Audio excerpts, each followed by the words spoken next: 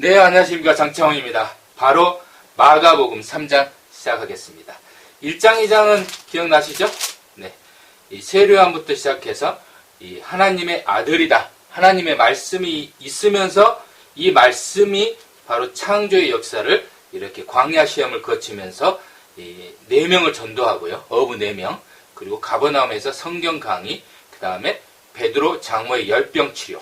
그리고 새벽 기도하시면서 인근 마을로 전도를 확장하십니다. 그 다음에 나병 환자 치료하고 중풍병자는 이제 지붕을 뚫고 이렇게 쭉 내리는 장면 있잖아요. 4명이. 그 중풍병자에게 죄사함을 이렇게 해주십니다. 그때로부터 기점이 바로 이 죄사함의 말씀에 의해서 마태와 죄인과 세리, 창녀들이 이렇게 많이 전도가 됩니다. 이때부터 이스라엘의 그 백성들에게 복음이 본격적으로 전도가 됩니다. 백성들과 연관된 그 사람들이 바리새파거든요. 바리새파가 백성들하고 굉장히 밀접하게 연관이 되어 있었거든요. 그래서 바리새파들의 공격이 시작됩니다, 사실. 왜냐하면 자기들이 백성들한테 영향력이 사라지니까요. 예수님을 따르니까. 그리고 바리새인들이 계속 따라다닌 겁니다. 새로운 경쟁자가 나타났다, 그리 생각한 겁니다. 그래서 죄인들과 식사를 하시면서 금식 논쟁, 그리고 안식일의 밀밭 사건. 여기 보면 안식일의 밀밭 사건 같은 경우는 이제 다윗이 진설병 먹은 그 사건을 이야기하거든요. 이것은 함축되어 있는 거죠. 이 배신자인 도액이 이제 배신을 하잖아요. 거기에서. 그래갖고 그런 그때 그 전부터 이제 쫓김을 당하죠. 다윗이. 그처럼 예수님도 쫓김을 당한다는 이 복선이 깔려 있는 겁니다. 그리고 이제 3장. 3장은 안식일일 때 바리새인들이 이제 딱 그 CCTV처럼 감시를 했거든요. 이 병자를 갖다 고칠까 안 고치나 이렇게 지켜보고 있으니까 예수님은 알고서 바로 고쳐버리십니다. 이게 바로 예수님의 능력이십니다. 예수님은 그런 사람들 이런 막 쫌생이처럼 눈치 보고 그런 거 안 하십니다. 예? 모사도 안 쓰십니다. 예수님은 모사 없습니다. 이런 데서 막 모사 쓰고 야 저기 손 마른 사람한테 너는 따로 딱 와서 살짝 귓속말 딱 하고서 네, 못 들은 척해. 그리고 내가 이 모사로 너를 갖다가 고쳐줄 거니까 내가 막 그런 모사 안 씁니다. 그냥 다 들으라고 해요. 그냥 대놓고 주일날 안식일날 선을 행한 것이 옳으냐 악을 행하는 것이 옳으냐 생명을 구하는 것이 옳으냐 죽은 것이 옳으냐 물어보는 거예요. 그게 진리니까요. 진리는 모사가 없습니다.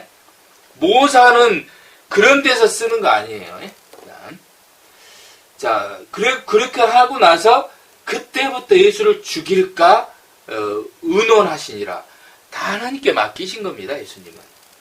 그리고 이제 귀신들을 계속 축출을 하고 나서 매우 중요한 사건 12제자를 여기서 세웁니다.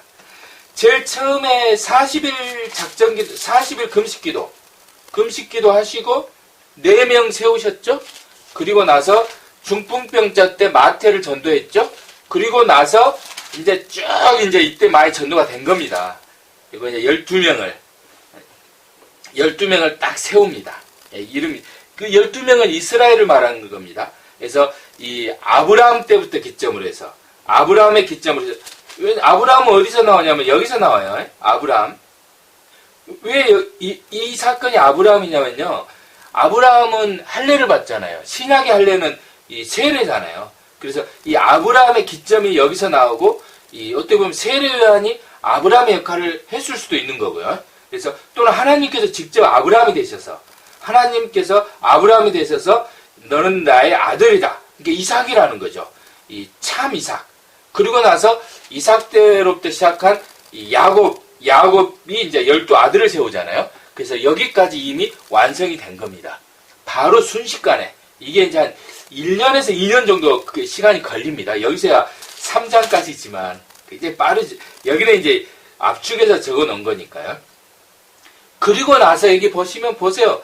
집에 들어가셨어요. 근데 무리가 다시 모이니까 식사할 겨를도 없어요. 이렇게 정말 열심히 사셨습니다. 예수님. 그리고 하나님의 아들로서 오셨는데요. 뭘 욕을 얻어먹지 않아요? 귀신의 왕. 이거 진짜 예수님 너무 힘들게 사셨어요. 예수님이 사탄을 무찔렀는데 사탄이라고 욕을 얻어먹었어요. 참 아이러니죠? 네, 잠깐만요.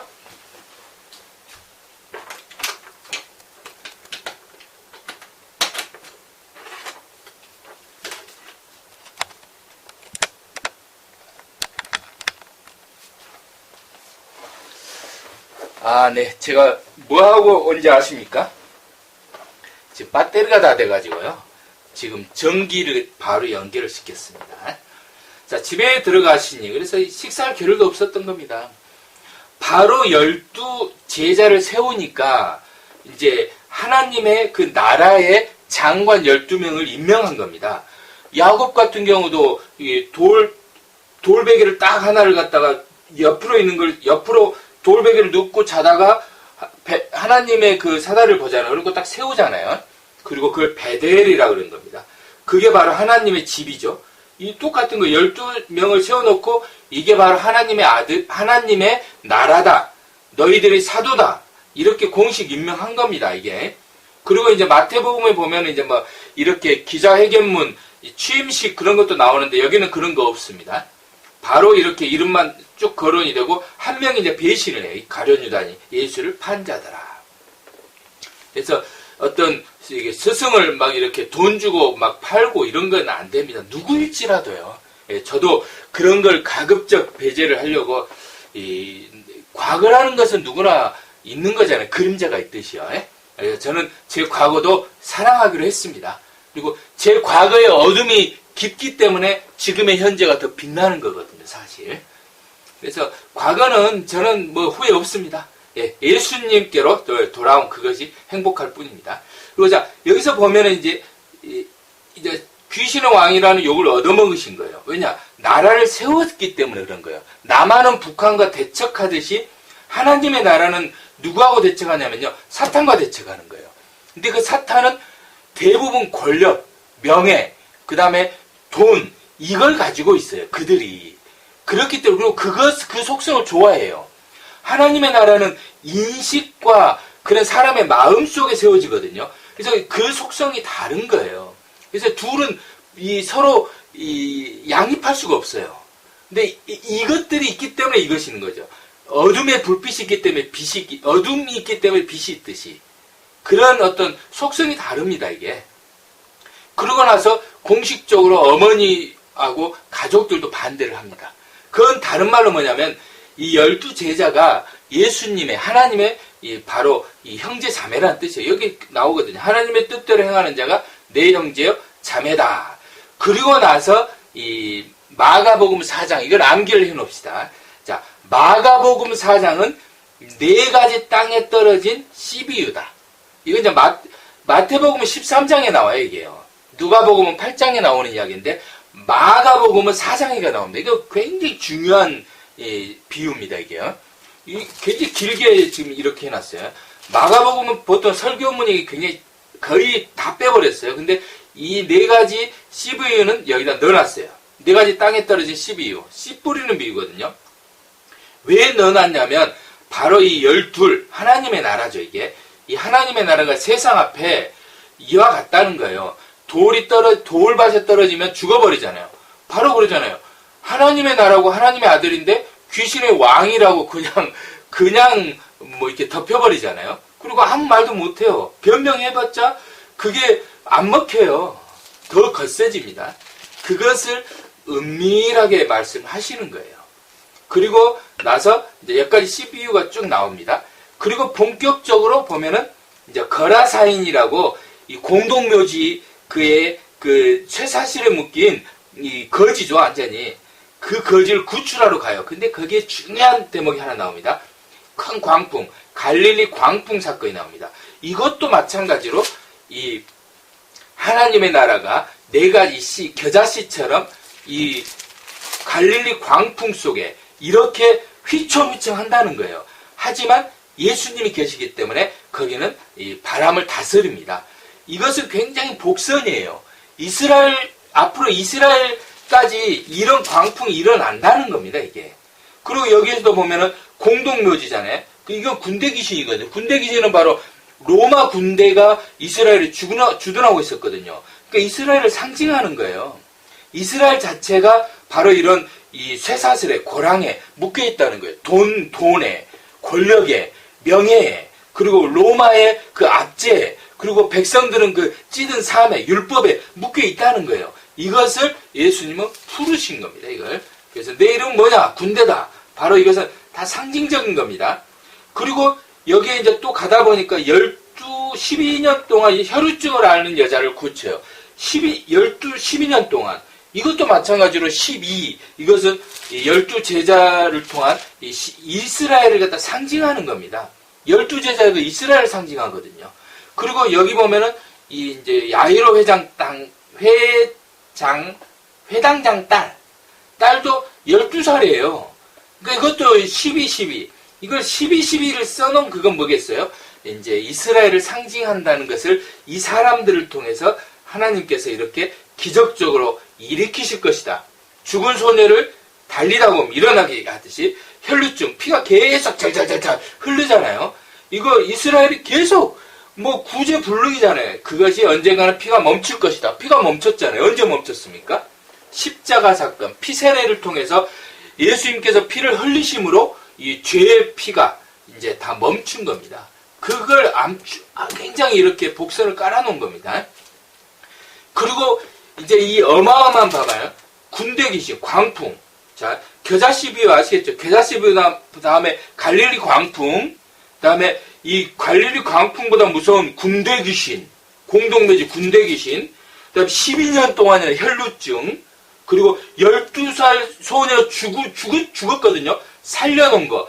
이런 어마어마한 것은 바로 앞으로 일어날 이스라엘에 대한 이 하나의 복선이 깔려 있는 거예요. 이걸 하고 나서 예수님 뭘 하셨냐?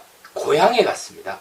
고향에 가가지고 놀랍게도 고향에서 쫓겨납니다. 이거 누가복음에서는 이제 이거 완전히 쫓겨나는 것이 구체적으로 묘사됐거든요. 막 돌을 던져갖고 벼랑 끝으로 몰아내버려요. 그것은 오묘한 이 하나님의 비유입니다. 그 복선입니다. 몰아낸다는 것은 거기를 벗어난다는 뜻도 돼요. 추방당하는 것이지만 갈대아 우르를 쫓겨난 거거든요. 어떻게 보면 막막해서 쫓겨난 것일 수도 있어요. 또는 거기서 뭔가 사업에 실패해서 우상장수, 뭐 사업이 뭔가 좀 경제가 몰락해서 이렇게 쫓겨난 것일 수도 있지만 그것이 하나님께서 빼내신 것입니다. 이제 벗어난 거죠. 이스라엘이 출애굽하듯이 고향을 벗어납니다. 벗어나고 나서 12사도를 공식적으로 이스라엘에 파병을 합니다. 그러니까 파송을 합니다. 그리고 나서 여기 보면 예수의 이름이 드러난지라. 이제 이스라엘 전체가 예수님을 다 알아버려요. 그리고 세례 요한이 순교당한 사건을 여기에 적어놓고 바로 5,000명의 오병의 사건을 여기에 기록을 해놓습니다. 그러니까 5,000명이 따른 거예요. 어마어마한 숫자 아닙니까? 5,000명이면 지금 대한민국에 5,000명 교회 있긴 있죠. 5,000명이 이 당시에 2,000년 전에 5,000명이 따랐어요. 얼마 전에 막 100만 집회 하긴 했죠. 촛불 집회. 그것도 10,000명 모이면 어마어마합니다. 광화문에요. 촛불 딱 들고요. 이게 이렇게 모인 거예요. 그러니까 헤로드 왕이랑 빌라도 정부가 어떻겠어요?